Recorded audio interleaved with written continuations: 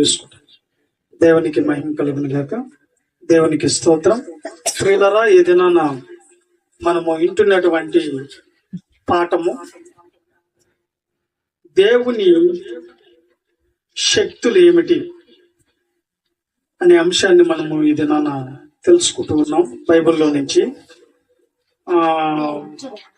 దేవుని శక్తులు ఏమిటి అన్నప్పుడు దేవుని వాక్యంలో నుంచి రోమీయులకు రాసిన పత్రిక 1వ అధ్యాయం 20వ వచనాన్ని మనం చదువుకుందామండి. ఆయన అదృశ్య లక్షణములలో అనగా ఆయన నిత్య శక్తియు దైవత్వమును జగదుత్పత్తి మొదలుకొని సృష్టింపబడిన వస్తువుల్ని ఆలోచించుట వలన తేటబడుచున్నవు గనక వారు ఓకే దేవుడికి ఉండవలసినటువంటి అర్హత క్వాలిఫికేషన్ ఏంటంటే, దేవుడు అనే అతను ఉన్నాడంటే అతనికి ఉండవలసినటువంటి అర్హత ఆయనలో నిత్య శక్తి ఉండాలి. శక్తి ఉంటే సరిపోదు, దైవత్వం కూడా ఉండాలి. అంటే శక్తి ప్లస్ వ్యక్తి ఈజ్ ఈక్వల్ దేవుడు. శక్తి ఉండి వ్యక్తిత్వం క్యారెక్టర్ మంచిది కాకపోతే ఆయన దేవుడు కాదు, రాక్షసుడుగా ఉంటే. అలాగే వ్యక్తిత్వం ఉండి ఆయన శక్తి లేనివాడైతే ఆయన దేవుడు కాదు ప్రియులారా. కాబట్టి మన దేవునికి ఉన్నటువంటి శక్తులలో అనేక విషయాలు మనము తెలుసుకోబోతూ ఉన్నాం. ఏంటంటే దేవుడు శక్తులు ఏంటంటే పవర్ ఉంటది. శక్తి అనగానే పవర్ కి సూపర్ పవర్ కూడా ఉంటది. సూపర్ పవర్ కి మించిందే సుప్రీం అంటారు అన్నమాట. అంటే ఈ లోకాలలో ఎన్నో శక్తులున్నా ఆ శక్తులన్నిటికి మించిన శక్తి ఎవరిదండి? దేవుడిది. ప్రియులారా, ఆ దేవుని శక్తులు ఏంటి అంటే మొట్టమొదట ఆయన సర్వశక్తిమంతుడు, రెండోది సర్వజ్ఞుడు, మూడోది సర్వాంతర్యామి, నాలుగోది నిత్యుడు, ఐదోది ఆత్మ. ఈ యొక్క ఇన్ని భాగాల్లో ఉన్నటువంటి శక్తులన్నీ కూడా దేవుడు వండి. ఇంకా మనం చూసినట్లయితే ఇంకా అనేక శక్తులు కూడా దేవుడికి ఉన్నాయండి. ఆయన సర్వశక్తితో సర్వ జగతిని సృష్టించాడు. అంటే సృష్టించాడు అనగానే ఏమేంటి సృష్టించుంటాడు అంటే పరలోకాన్ని ఆయనే కలిగజేశాడు. పరలోకంలో ఉన్నటువంటి అందరినీ దేవదూతలను గాని అనేక శక్తులను కూడా దేవుడే కలిగజేశాడు. అలాగే భూమిని కూడా ఆయనే కలిగజేశాడండి. భూలోకంలో ఉన్న మనుషులను కానివ్వండి, సూర్య చంద్ర నక్షత్రాలు కానివ్వండి, ఆకాశంలో కానివ్వండి, అన్నిటిని జగత్తునంతా కూడా ఆయనే కలిగజేశాడు. అంతేకాకుండా పాతాళ లోకంలో ఉన్నటువంటి పరదేశుని కానివ్వండి, నరకమును కానివ్వండి, ఈ లోకాలన్నిటిని కూడా ఎవరు కలిగజేశారండి? దేవుడే తన యొక్క ఈ యొక్క జగత్తుని సర్వశక్తితో ఆయన కలగజేయటం జరిగింది.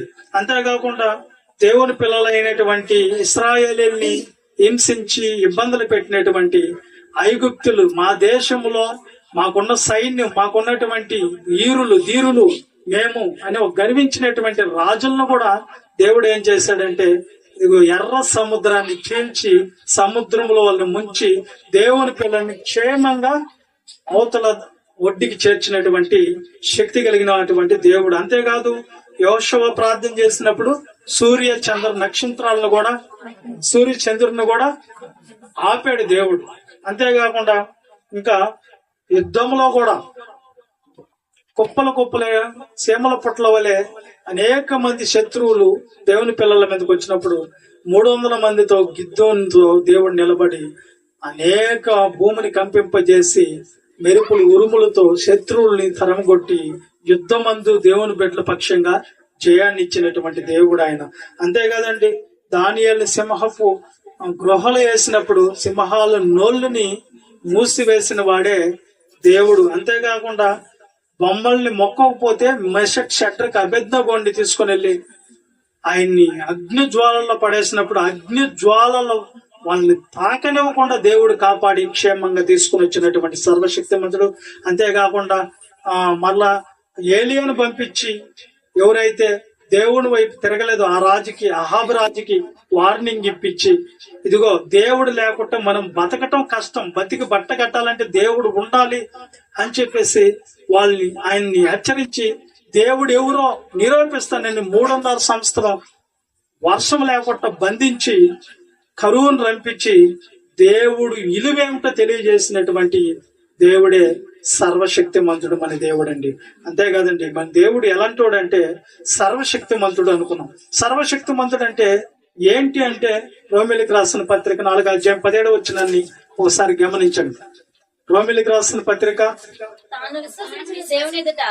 తాను విశ్వసించిన దేవుని ఎదుట అనగా మృతులను సజీవులుగా చేయవాడును, లేని వాటిని ఉన్నట్టుగానే పిలిచేవాడినైనా ఆ దేవుని ఎదుట. చాలు. దేవుడు ఎలాంటి శక్తిమంతుడంటే మృతులను సజీవులుగా చెయ్యవాడు. నువ్వు చేయగలుగుతావా? ఎవరన్నా చేయగలుగుతారా? చచ్చిన వాళ్ళందరిని బతికగలుగుతారా? ఒకసారి హెచ్కేల్ ప్రవక్తతో చెప్తాడు, ఎండిన ఆ లోయలోకి వెళ్ళు, నువ్వు ఆ లోయలో ఏమున్నాయి చూడంటే ఎండిన ఎముకలు కనిపిస్తున్నాయి నాకు అన్నాడు. వాళ్ళు ఎవరంటే లక్షలాది సైన్యం అని చెప్తారు.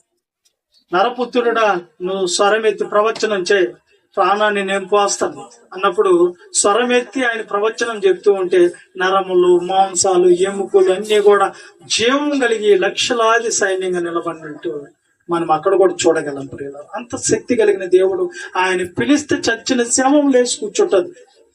అంత గొప్ప శక్తి. అలాంటి శక్తిని దేవుడు ఎవరికి రుజువుగా స్వరూపంగా నిరూపించాడంటే యేసుక్రీస్తుకు నిరూపించాడు. కొరింథీయులకు రాసిన పత్రికలో 1:24 ఏం చెప్పబడుతుందంటే యేసుక్రీస్తు దేవుని శక్తి, దేవుని జ్ఞానం అంటాడు.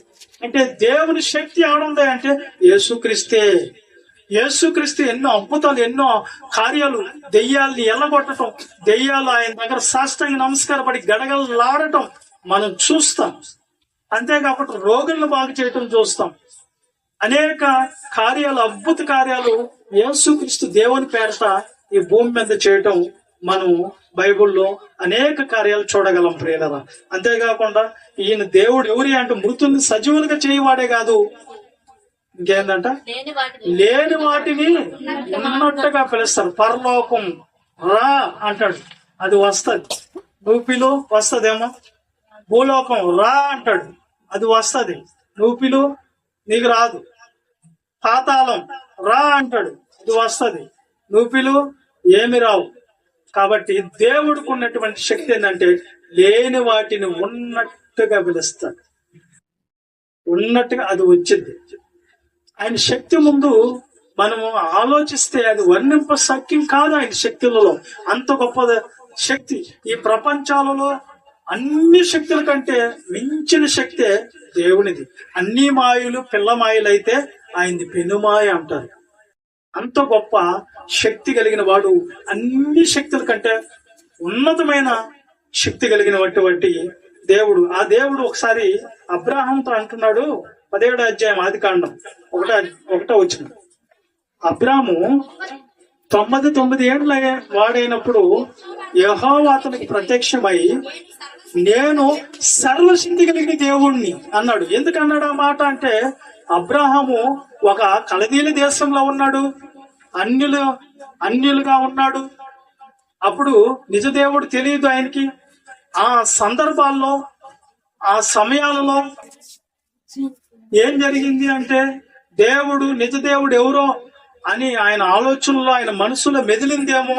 దేవుడు ఆయన్ని పిలిచాడు, ఇదిగో నీ ఊరును వదలాలి, నీ కుటుంబాన్ని వదలాలి, నీ స్వజనులను వదిలి నేను చూపించే దేశానికి వస్తే నేను గొప్ప ధనవంతునిగా, గొప్ప ఐశ్వర్యవంతునిగా చేస్తామన్నాడు. అలాగే అబ్రాహం దేవుని మాట కోసం ఆయన అన్ని వదులుకొని వెళ్ళాడు. ఆ దేవుడు చెప్పినట్లుగానే అబ్రాహాన్ని దేవుడు అనేక ఐశ్వర్యవంతుడిగా, ఆస్తుల కర్తగా నిర్మించాడు. ఏ కొదువు లేకుండా అందరికంటే అత్యధికమైన ధనవంతుడిగా ఎవరిని చేశాడు? అబ్రాహామును చేశాడు. అబ్రాహాముని చేసినప్పుడు అబ్రాహాము అప్పుడు బాధపడుతూ ఉన్నాడంట. ఏంటంట, ఏమని బాధపడుతున్నాడంటే, ఎంత చేసావు, ఓకే, ఎన్నో ఇచ్చావు, తరగని ఐశ్వర్యం ఉంది, తరగని ఆస్తి ఉంది, కానీ అనుభవించుటకు వారసుడు ఎక్కడా? నాకు చూస్తే 99 ఏళ్ళు వచ్చింది, శారమ్మకి 99.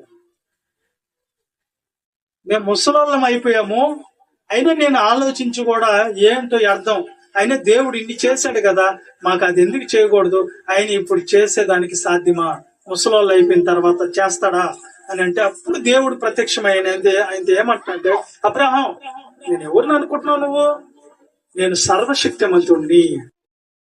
అప్పుడు నీకు వచ్చే ఏడాది లోపల ఒక కుమారుణ్ణి ఇస్తాను, వారసుని ఇస్తానంటే శారా నవ్విందంట. ఎందుకు నవ్వింది అంటే, నేను ముసల్దాన్ని అయిపోయాను, ముసల్దాన్ని పిల్లల్ని ఇప్పుడు కనగలనా, అబ్రహాం ముసలాడు అయిపోయాడు, ఇప్పుడు పిల్లలు పుట్టడం ఏంటి మాకు అని నవ్వునప్పుడు దేవుడు అన్నాడు, నువ్వు నవ్వేవు గనక ఆ పుట్టుపోయే బిడ్డకు కూడా ఏం పేరు పెడతావంటే నవ్వు, అంటే ఇస్సాక్ అంటే నవ్వు, అదే పేరు పెడతావని దేవుడు చెప్పాడు.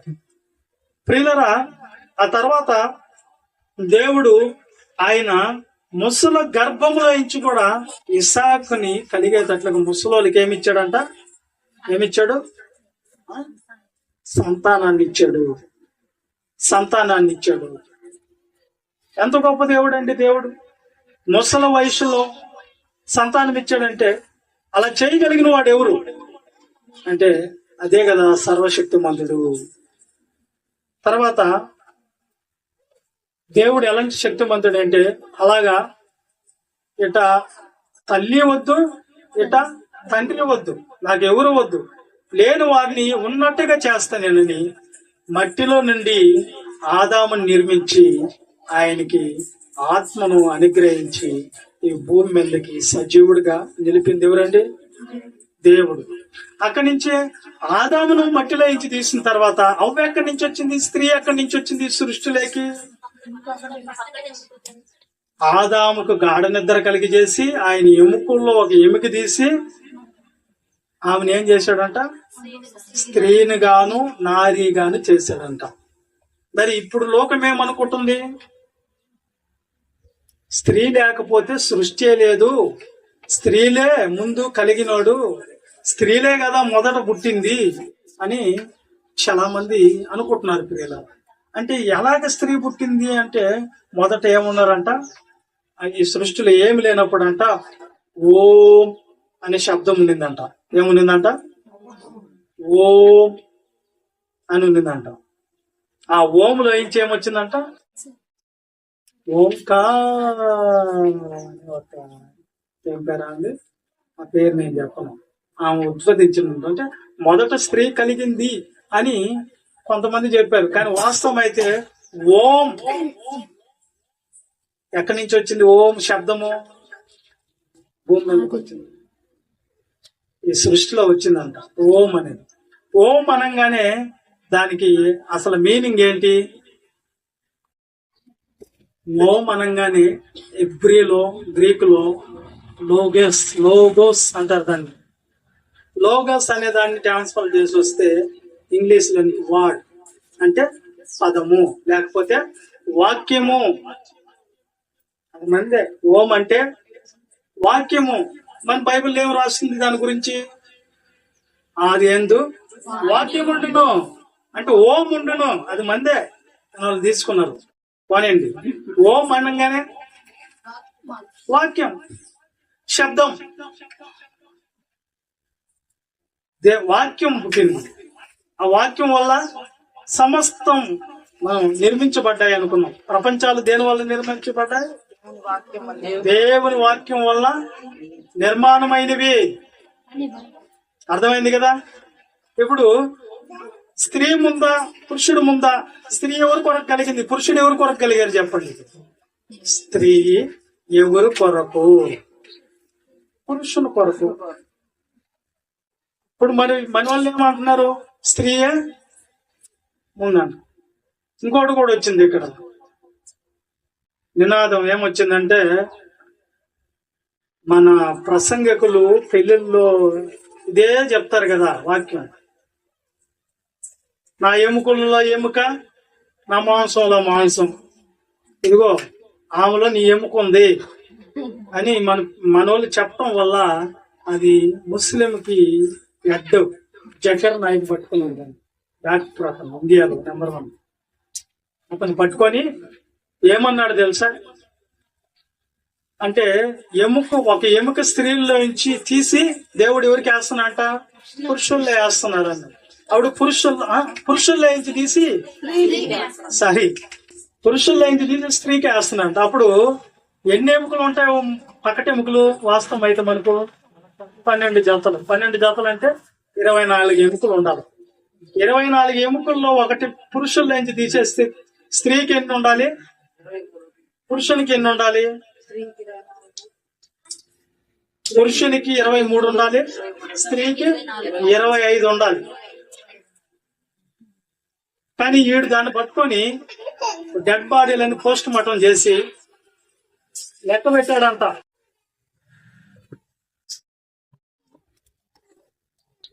కనుక బాగా ఆలోచించాల.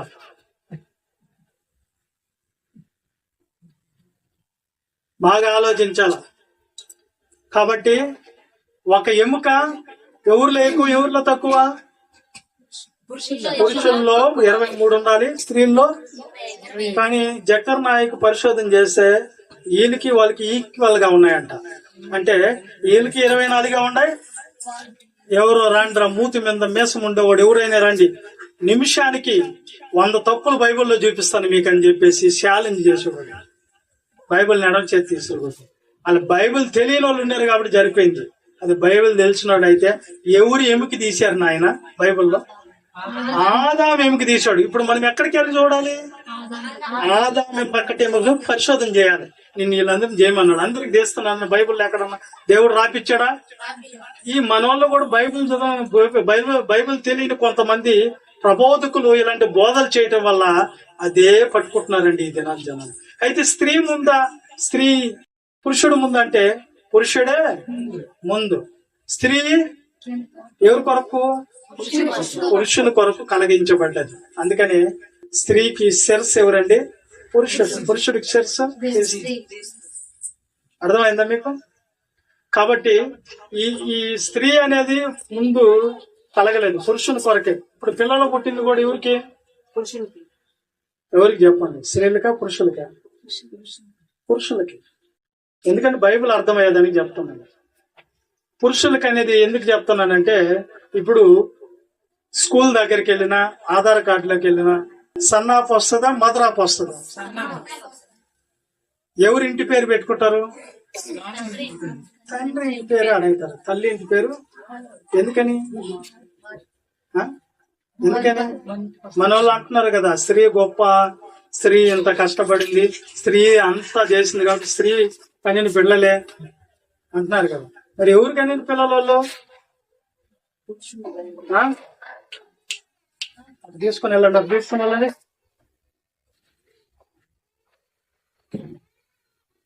తీసుకోవాలి. కాబట్టి ప్రియులరా బాగా గమనిస్తే, నాకు ప్రారంభములంట ఒక బైబిల్ ఇచ్చాడు పాస్టర్ గారు. చర్చికి పోయినప్పుడు బైబిల్ బాగా చదువుతాడు, చదివితే నీకు బాగా మనసు మారుతుంది, నెమ్మది కలుగుతుంది అన్నాడు. కొత్త నిబంధన అది, ఉలుగు బైబిల్. తీసుకోపోయి ఈ రోజు నుంచి నా సామరంగా దీన్ని పటా చదివేయాలని చెప్పి బాగా కుర్చీ వేసుకుని ఎవ్వరు లేని చోటు చేసుకుని బైబిల్ తీసా. కొత్త నిబంధన ఫస్ట్ రాగానే మత్తయి సువార్త వచ్చింది. మత్తయి సువార్త రాగానే చదివేయాలరా ఈ రోజు ఎట్టయినా సరే దీన్ని అనుకొని మొదలు పెట్టినప్పుడు ఏం కనిపించింది బైబిల్లో అంటే, 2వ వచనం నుంచి అబ్రహాము ఇసాకును కనెను, ఇసాకు యాకోబును కనెను, యాకోబు యోధాను కనెను, అన్నదమ్ములను కనెను, యోధా తామారు నందు పేరెస్ను కన్ను, జరోహను కనును అని వచ్చింది. అప్పుడు నాకు ఒక డౌట్ వచ్చింది, ఇదేంటి బైబిల్ తప్పు చెప్పండి, పిల్లలకి అనేది స్త్రీలు కదా, ఆడవాళ్ళు కదా, ఇదేం చెప్తుంది బైబిల్? మగవాడు మీద చెప్తుంది ఏంది? అబ్రహాం అంటే మగవాడు కదా, పురుషుడు కదా, పురుషుడు ఏం కన్నాడు అని నాకు డౌట్ వచ్చి నాకు అర్థం కాల. పటాపటా చదవాలనుకున్న నేను బైబిల్ మూతేసి బైబిల్ ఆడేసి పెట్టాను. అప్పుడు పాస్టర్ గారు పిలిచాడు, ఏనా బాగా చదివావా బైబిల్ అన్న. ఏం పాస్టర్ గారు చదవదామని తీశాను, తీస్తే దాంట్లో అబ్రాహం ఇసాకును గను, ఇసాకు యాకోబును గని, యాకోబు యోధాను తన అన్నదమ్ములు కన్నా ఉందే. మగవాళ్ళు ఏంది కానీ అది ఇదేంది అన్న. కొన్ని అట్లా కనిపిస్తాయి, ఆయన కూడా చెప్పాల ఎవరన్నా అట్లా కనిపిస్తాయి, దాన్ని వదిలేసి మిగతా చదువు అంటున్నాడు ఆయన. ఇదే అర్థం కాకపోతే ముందుకు ఎట్టబోయేది నేను. ఆ తర్వాత తెలిసింది స్త్రీలు గర్భ సంచులు. ఎవరంట? గర్భ సంచి మీది కణము పిండము పురుషుని దాంట్లో వేస్తారు. అటుపండు తెచ్చాడు, సంచులు వేసాడు, తీసుకున్నాడు, అంతే. మీ మీ పని అంతే. కానీ వాస్తవం కణము డి అని మొత్తం ఎవరిది? పురుషుని. అందుకని చెప్తున్నా, స్త్రీ గొప్ప పురుషుడు తక్కువ ఏం లేదని. అర్థమైందా? స్త్రీ లేకపోతే ఏమి లేదు. అందుకనే ఆయన పక్కటెముకల్లో ఎముక, మాంసంలో మాంసం నారి అనబడతామని దేవుడు చెప్పాడు. ఇదంతా ఎందుకు చెప్పాను? అందుకే ఎముకలు వేయించి ఎవరు తీసాడంట? స్త్రీని నిర్మించాడు, పురుషుని ఎముకలు వేయించి. ఇలాగ ఎవరైనా చేశారా? తర్వాత పురుషుడు లేకుండానే పరిశుద్ధాత్మ ద్వారా మరియమ్మకి గర్భఫలం ఇచ్చాడు. అసలు ఎందుకు?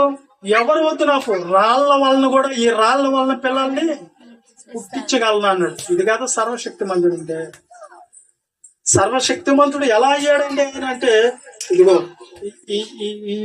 ఈ పరిస్థితుల్లో దేవుడు ఆయన సర్వశక్తిమంతుడిని నిరూపించుకుంటూ వచ్చాడండి. సర్వశక్తిమంతుడు అంటే ఎవరు ఎవరు ఎవరు అనుకుంటున్నారా? ఆయనే. ఇప్పుడు సర్వశక్తిమంతుడు అయిపోయింది. ఇప్పుడు ఏం చెప్పుకుంటున్నాం తర్వాతది? సర్వజ్ఞుడు. సర్వజ్ఞుడు అంటే ఎవరండి? సర్వమును ఎరిగిన వాడు, సర్వాన్ని చూస్తున్నవాడు అని అర్థం. అంటే ఆయనకి అన్ని తెలుసు, అంటే అన్ని తెలుసు. ఎబ్రీ పత్రిక 4వ అధ్యాయం 13వ వచనం. త్వరగమ్మ. ఎబ్రీ పత్రిక 4వ అధ్యాయం 13వ వచనం. మరియు ఆయన దృష్టికి కనబడని స్పష్టము ఏదన్నా కలదా అంటే, ఆయన దృష్టి అంటే ఏంటి? ఆయన కనులకి కనబడిన స్పష్టం ఏమన్నా ఉందా? చదువు. మనం ఎవరికి లెక్క అప్ప చెప్పవలసి ఉన్నదో ఆ దేవుని కన్నులకి సమస్తమును మరుగులేక తేటగా కనిపిస్తున్నాయి. ఆయన సర్వజ్ఞుడు. ఎవరంట? మనం ఎవరికి లెక్క చెప్పాలో, ఎవరు చూడలేదని మనం తప్పు చేస్తున్నాం ఈ భూమి మీద, ఆ దేవుడు అయితే అన్ని చూస్తున్నాడంట. ఒకవేళ భర్త భార్యని కన్నులుగా పెట్టి తప్పులు చేయొచ్చు, లేకపోతే భార్య భర్త కన్నులుగా పెట్టి తప్పు చేయొచ్చు, తల్లిదండ్రులు ఇద్దరు కన్నులుగా పెట్టి పిల్లలు తప్పు చేయొచ్చు. అర్థమైందా? పిల్లల కన్నులుగా పెట్టి పెద్దోళ్ళు తప్పు చేయొచ్చు. కానీ ఇవన్నీ ఎవరు చూస్తున్నారంట? ఎవరికి లెక్క అప్ప చెప్పవల్ల ఆ దేవుని కన్నులకి మరుగు లేక అన్ని తేటగా కనిపిస్తున్నాయి. ఆయనే సర్వజ్ఞుడు. ఒక ఆయన ఉన్నాడు, భక్త కాళిదాసు. తెలుసా మీకు? ఒకసారి టీచర్ గారు ఆయన చదువుతున్నటువంటి ఆ స్కూల్లో అందరికి ఒక బుట్ట నిండా అరటిపండులు తెచ్చిచ్చారంట. అందరికి అరటిపండు ఇచ్చి, అమ్మ నాయన ఎవరు చూడని చోటుకెళ్ళి తినేసి దాని తొక్క తెచ్చి దాంట్లో వేయమన్నాడు. అప్పుడు అందరూ తినేసి తలుపు చాటుకోకడు, గోడ చాటుకోకడు, చెట్లు చాటుకోకడు పోయి తినేసి తప్పక తెచ్చి దాంట్లో వేసారు తొక్క. ఒక ఆయన మాత్రం ఎట్ట తీసుకోపోయింది అట్టే తెచ్చాడంట. ఏరా నువ్వు తినకుండా తెచ్చావు అని అడిగాడంట టీచర్. ఆయన అన్నాడంట, నువ్వు ఎవరు చూడకపోయి తినమన్నావు, నేను తలుపు చాటుకు పోయినా ఆయన చూస్తున్నాడు, గోడ చాటుకు పోయినా ఆయన చూస్తున్నాడు, రూములోకి పోయినా ఆయన చూస్తున్నాడు, చెట్టు చాటుకు పోయినా ఆయన పుట్టలో దాక్కుని ఆయన చూస్తున్నాడు, ఎవరు ఆయన చూసేది అన్నాడంట. దేవుడు అన్నాడంట. అప్పుడు అతను భక్తిని మెచ్చుకొని, బా నువ్వు చాలా భక్తుడు అవుతావయ్యా అని చెప్పి చాలా పొగిడాడంట. అందుకని దేవుడు కళ్ళకి ఏది కూడా మరిగే ఉన్నదా? ఏమేమి చూస్తాడు ఆయన? నీ డాక్టర్ చూసేది స్కానింగ్ పెడితే ఏదో కుళ్ళిపోయింది, లేకపోతే గుండెకి బెజ్జం పడింది, లేకపోతే ఎక్కడో ఏదో కిడ్నీలో రాళ్ళుండి చెప్పగలుగుతాడు. ఇది ఎంఆర్ఐ స్కానింగ్ చూపించినా కానీ హృదయాంతరంగాల్లో ఏం కలుగుతున్నాయి వాళ్ళు చెప్పగలుగుతారా స్కానింగ్ చేసి? కానీ దేవుడు చెప్తున్నాడు 139 కేర్పండి మొదటి నుంచి. త్వరగా యెహోవా నీవు నన్ను పరిశోధించి తెలుసుకొని అన్నావు. ఏందంట? నేను కూర్చునేది, నేను లేచేది నీకు తెలుసయ్యా. నాకు తలంపు పుట్టక మునిపే నీవు నా మనసునే గ్రహించుచున్నావు. నా నడకను నా పడకను పరిశీలన చేస్తున్నావు. ఎవరందే అయినా ఎవరమ్మాయినా సర్వజ్ఞుడు అంటే నువ్వు కూర్చునేది తెలుసా? నీకు తలంపు పుట్టక మునిపే నువ్వు చెడ్డదాన్ని ఆలోచిస్తున్నావు, మంచిదాన్ని ఆలోచిస్తున్నావా ఎవరు తెలుసు? అంటే ఎక్కడ పెట్టాడు సీసీ కెమెరా? నీ తలంపు పుడుతుంది అక్కడ పెట్టేస్తున్నాడు. నువ్వెవరికి తెలియదులే, నాలో నాకే కదా తెలుసు నేను ఎవరినో అనుకుంటున్నావు. నువ్వు ఎవరికి తెలియకుండా అన్ని కిందనే చేసి గమ్ముగా ఉంటే ఎవరికి తెలియదులే అనుకుంటున్నావు నువ్వు. కానీ అన్ని తెలిసింది ఎవరికి? నువ్వేం ఆలోచిస్తున్నావా, ఏమి కోరుకుంటున్నావా అనేది కూడా దేవుడు ఎక్కడ పట్టేస్తున్నాడు? తలంపు పట్టక మునిపే నీ తప్పు ఒప్పులన్నీ కూడా దేవుని దగ్గర రికార్డింగ్. నువ్వేదో ఒక రోజు ఆయన దగ్గరకు పోతావు, పోయిన తర్వాత నేను అది చేయలేదే అంటావు, నేను ఇట్లా ఆలోచించలేదే అంటావు. అప్పుడు దేవుడు దీనికి సంబంధించిన సీడీ ఒకటి దాన్నమ్మా చూపిస్తా, బొమ్మని చూపిస్తా అక్కడ. అంటే ఆయన కదండి ఎవరైనా సర్వజ్ఞుడు అంటే ఎలా ఉంటాడు. నెక్స్ట్ ఇంకో దానికి వెళ్ళిపోదాం, టైం అయిపోతుంది కాబట్టి. తర్వాత ఏంది? సర్వాంతర్యామి. సర్వాంతర్యామి అంటే అంతటా ఉండాలి. ఒకసారి చదవండి ఇర్మియా గ్రంథం 23 అధ్యాయం 24 వచ్చిన చదవండి. 23 చదివినా పర్లా, త్వరగా కానీ. ఫాస్ట్. నేను సమీపముగా ఉండే దేవుణ్ణి మాత్రమేనా? దూరంగా ఉండే దేవుణ్ణి కానా? యెహోవా సెలవిచ్చిన మాట ఏదనగా నాకు కనబడకుండా రహస్య స్థలములలో దాగగలిగిన వాడెవడో? నేను భూమి ఆకాశముల ఎందు అంతటా ఉన్నవాడిని కానా? అంటే ఎవరైనా సర్వాంతర్యామి. ఎక్కడెక్కడ ఉంటాడు ఆయన? అందులేడు ఇందు లేదని సందేహం వాళ్ళది ఎందెంది ఎతుకనా అందందు కలడు. ఎవరైనా భూమి ఆకాశాలంతా నాకు తెలియకుండా రహస్య స్థలంలో దాగగలిగిన వాడు ఎవరైనా ఉన్నాడా? ఒక ఆయన అంటాడు, నేను ఆకాశంకి ఎక్కిపోయినా, నేను చెప్పేది అనుకోండి చదువుకునేది మీద 139 కీర్తన 7 వచ్చింది. నీ ఆత్మ యొద్ద నుండి నేను ఎక్కడికి పోగలను? నీ సన్నిధి నుండి నేను ఎక్కడికి పారిపోదును? అదిగో నేను ఆకాశంకి ఎక్కినను, నీవు అక్కడ ఉన్నావు. నేను పాతాళమందు కొనుక్కున్నాను, నువ్వు అక్కడ ఉన్నావు. సముద్ర గర్భంలోకి వెళ్ళిపోయినా అక్కడ కూడా ఉన్నావయ్యా నువ్వు. అంటే ఎవరైనా సర్వాంతర్యామి. ఈ శక్తులన్నీ మీరు నేర్చుకోవాలి. అర్థమైందా? సర్వశక్తిమంతుడు ఏందో తెలుసుకున్నాం, తర్వాత సర్వాజ్ఞుడు అంటే ఏందో తెలుసుకున్నాం. ఇప్పుడు ఏదో అనుకొచ్చాం? సర్వాంతర్యామి అంటే ఇదిగోనైనా నేను దూరంగా ఉండే దేవుణ్ణి మాత్రమేనా? సమీపంగా ఉండే దేవుని కానా? తర్వాత భూమి ఆకాశాలు అంతటా నిండి ఉన్నవాడిని కదా, యాచించిన వాడిని కదా. ఇక్కడ ఏమంటున్నాడు? నేను ఆకాశంకి ఎక్కిపోయిన అక్కడ ఉన్నావు, పాతాళానికి దిగిపోయిన అక్కడ ఉన్నావు, సముద్ర గర్భంలోకి వెళ్ళినా అక్కడ కూడా నువ్వు ఉన్నావయ్యా. ఎక్కడ చూసినా నువ్వు, ఎందు ఎత్తికినా అందంది నువ్వేనయ్యా. సర్వాంతర్యామి. అందుకే పాట రాసింది, సర్వాంతర్యామి సకల జీవరక్షక సర్వయుగములేలే జగదీశ. చాలే, అది రికార్డ్ అయితే ఎక్కువైపోద్ది. మొత్తానికి ఇప్పుడు ఎంత వచ్చేసినాయి? సర్వాంతర్యం దాకా వచ్చింది. నెక్స్ట్ ఎవరండి? ఇంకేంది? నిత్యుడు. దీని గురించి చాలా వివరణ ఉంది కానీ అదంతా మనం చెప్పుకొని అవసరం లేదు, సింపుల్ గా చెప్తా. నిత్యుడు అంటే భూత కాలంలో, వర్తమాన కాలంలో, భవిష్యత్తు కాలంలో చావు ప్రారంభం లేకుండా ఉండాలి ఆయన. ఎవరండి? అంటే దేవుడు ఎవరు అంటే ఆది అంతము లేనివాడు. అది అంతా లేవు ఆయనకి. ఆయనే పరమాత్ముడు, ఆయనే నిత్యుడు. ఆయన గురించి తిమోథీయులకు రాసిన పత్రిక 6వ అధ్యాయము 16వ వచనం.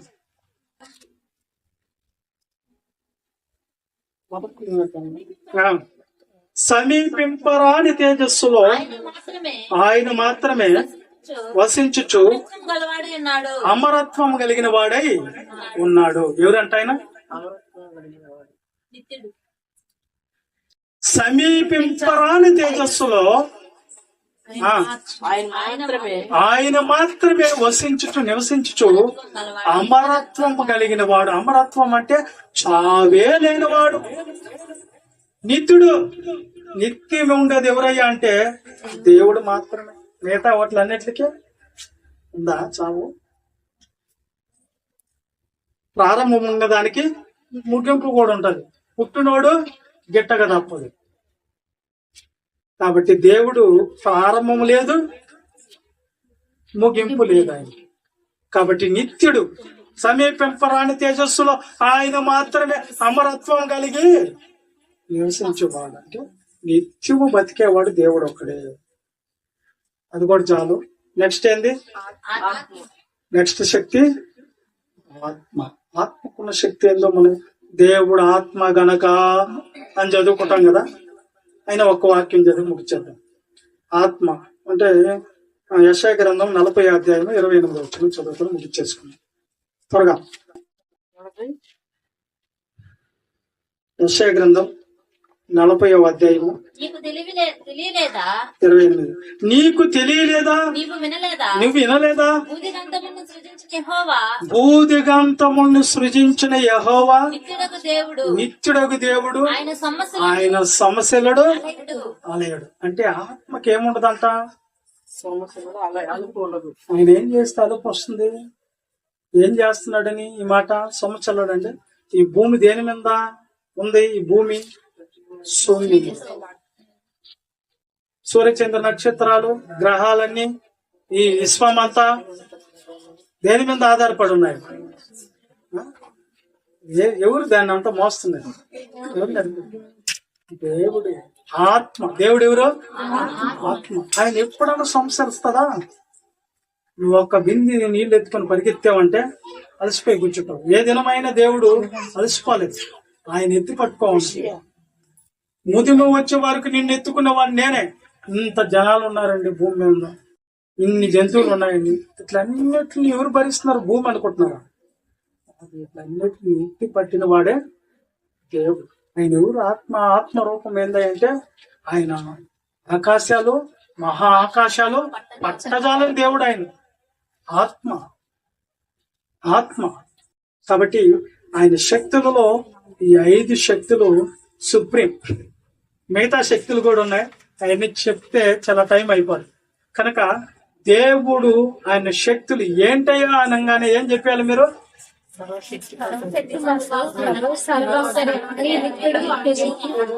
వాటిని లేదని వివరించమంటే ఖచ్చితంగా రెఫరెన్స్ చేసి వివరించాలి సుమా.